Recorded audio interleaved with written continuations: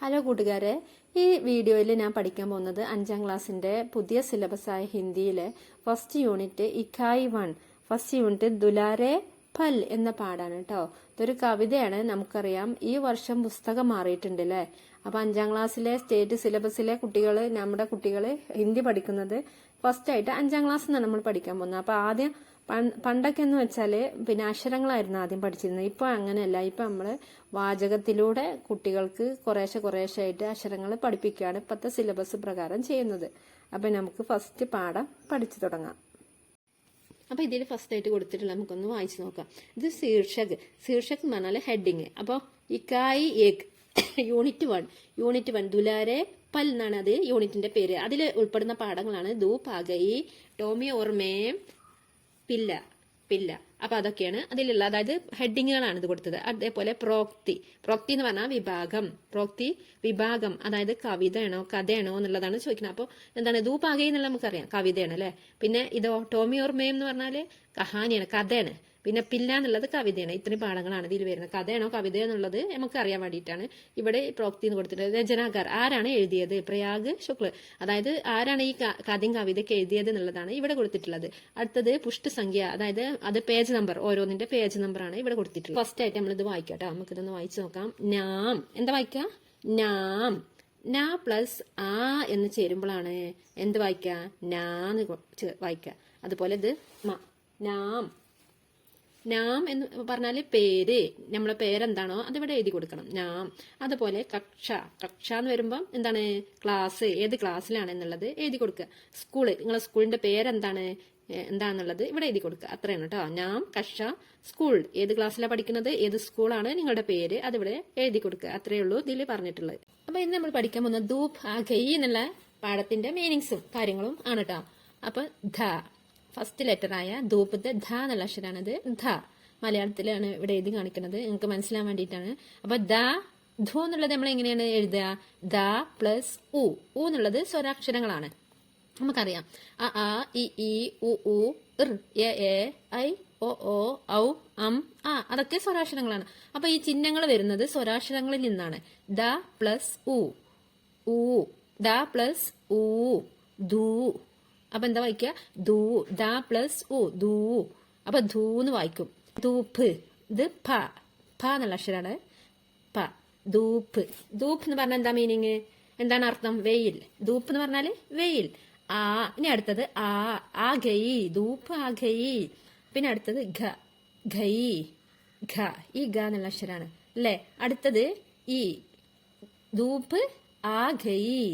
ഈ എന്നുള്ളതാകുമ്പോ ഇതാ ഈ അക്ഷരം നമ്മൾ സ്വരാക്ഷരങ്ങളിൽ ഉള്ളതാണ്. ഈ ഘൈ, ആ ഘൈ.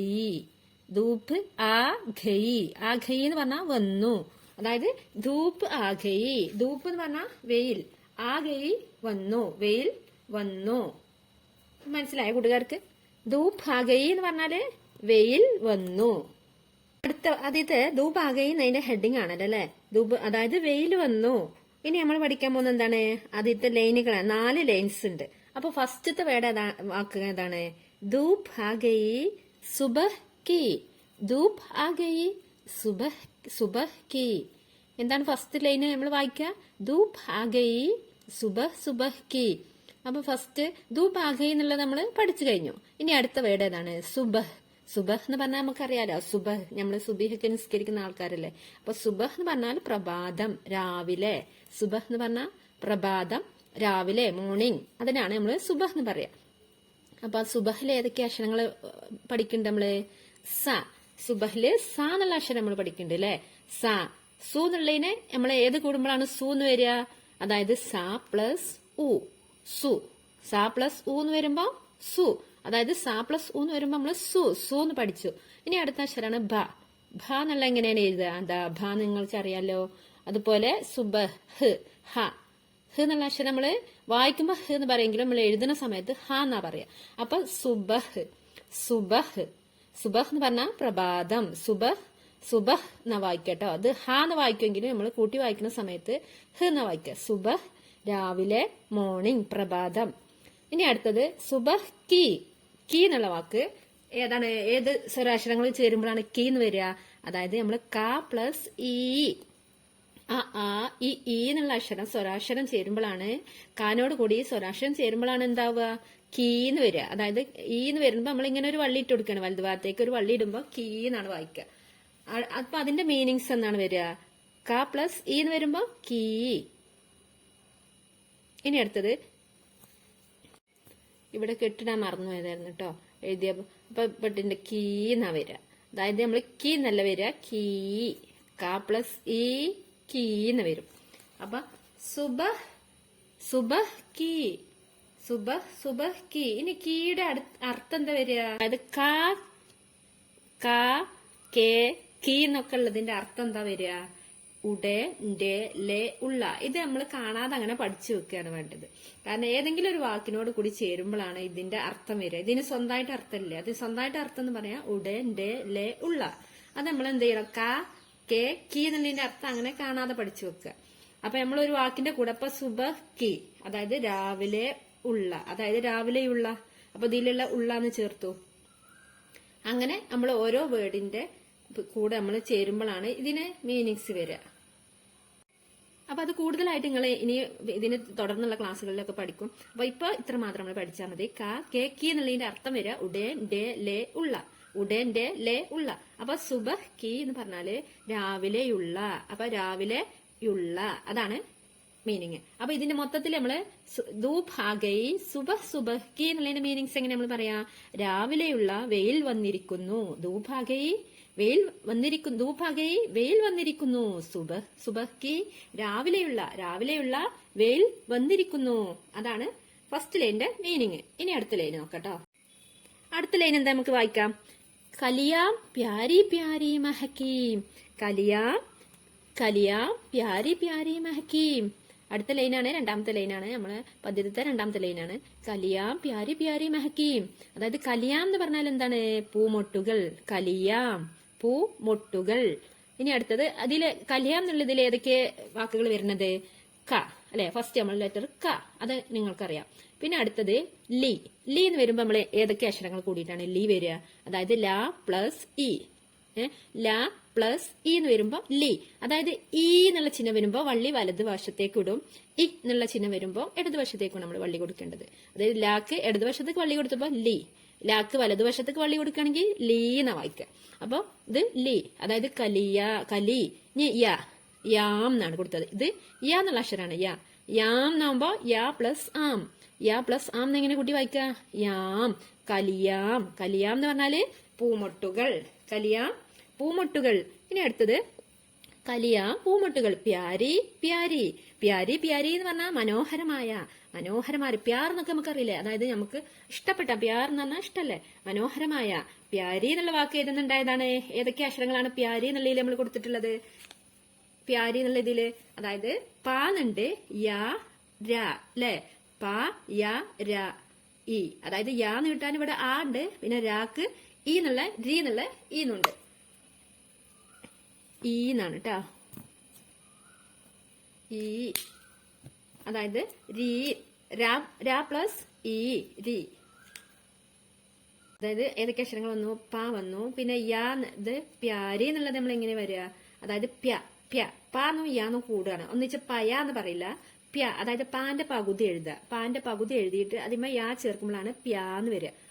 പകുതി എഴുതിയിട്ട് അതിന്റെ കൂടെ യാ ചേർക്കുമ്പോ പ്യാ അങ്ങനെ വന്നു, പ്യാരി എന്നുള്ളതില് അങ്ങനെ വരിക. അത് പയാന്ന് പറയാൻ പാടില്ല, പ്യാരി. പാന്ന് പകുതിയും യാന്ന് ഫുള്ളും ചേർത്തുമ്പോ പ്യാ അങ്ങനെ വന്നു, പ്യാരി. ഇനി അടുത്തത് അതിന്റെ ബാക്കി നമുക്ക് നോക്കാം.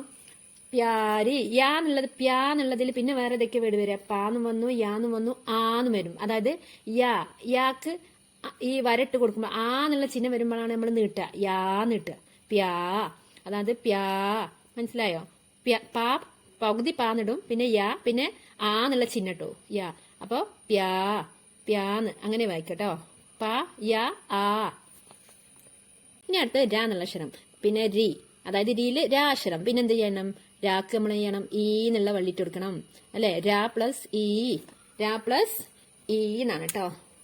പെട്ടെന്ന് എഴുതാവുമ്പോഴേ വിട്ടു പോണതാണ്. ഈ രാ പ്ലസ് ഈ രി പ്യാരി എന്ന് പറഞ്ഞാല് എങ്ങനെ വായിക്കുക, പ്യാരി. മനോഹരമായ, പ്യാരി മനോഹരമായ. ഇനി അടുത്ത് മഹക്കീം. മഹക്കീം എന്ന് പറഞ്ഞാൽ നമ്മൾ നേരത്തെ പഠിച്ചോ? മഹക്കീം നമ്മൾ പഠിച്ചിട്ടില്ലല്ലേ?